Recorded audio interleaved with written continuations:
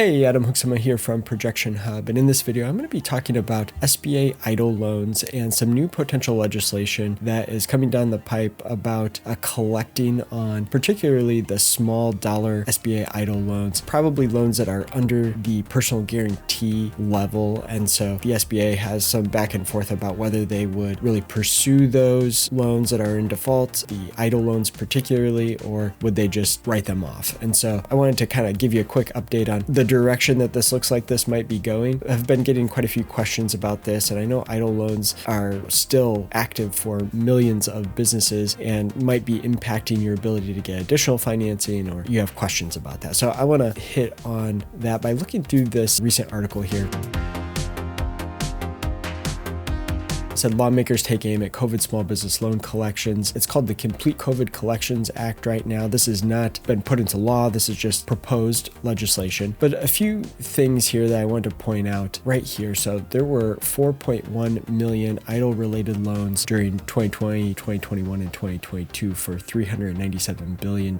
Most of that was COVID-related. And many of those loans, the smaller dollar amount loans, did not require a personal guarantee. And so I get a lot of questions about, okay, if I haven't paid back my EIDL loan, is that going to keep me from being able to get an SBA loan in the future? And particularly, like if the business just shut down and the business was bankrupt, but there wasn't a personal guarantee there, what happens? Am I able to get an SBA loan in the future? I'm not 100% sure, and I think this is kind of all probably still in flux. Here's what I would say, and I'm not a lawyer, I'm not a CPA, tax accountant, or anything like that. My background's SBA lending. I own a small business, ProjectionHub, where we help people through the SBA process. And so I'm coming at it from that perspective. What I would say is that probably you should expect that if you defaulted in the past, or you're thinking about defaulting on an SBA EIDL loan in the future, I don't think there's a free lunch. It's probably going to create some challenges for you one way or another. So with an SBA loan, they will ask, like a traditional SBA loan, if you're applying, they'll ask if you have ever had a loan that you defaulted on that caused a loss to the federal government. So for example, like defaulted on a student federal loan or a mortgage that was backed with a federal loan like a Fannie Mae loan. These things could have been considered creating a loss for the government, or a prior SBA loan for that matter. And if you have to answer yes to that, then you are ineligible, or it requires a special waiver, which is probably so much of a headache to get that you might as well be ineligible. And so I suspect even if you weren't required to personally guarantee, it would not shock me if in the future, if you said, hey, were you an owner of a small business that had an EIDL loan that defaulted, and could that keep you from getting future financing in the future? So I don't know for sure of that. That would be my gut feeling. So like my gut feeling is that if you're trying to decide, well, I didn't personally guarantee this loan, maybe they're not going to come after me. I shut down the business. I do personally have the ability to repay it, but I don't want to repay it because the business is shut down. I would probably work hard to try to figure out how to personally repay it, even if they are not going to come after you through a collections process. And that's really what this whole additional legislation is about. So you can see right here, the SBA charged off $192 million in EIDL loans in 2022, but then in 2023, the agency charged off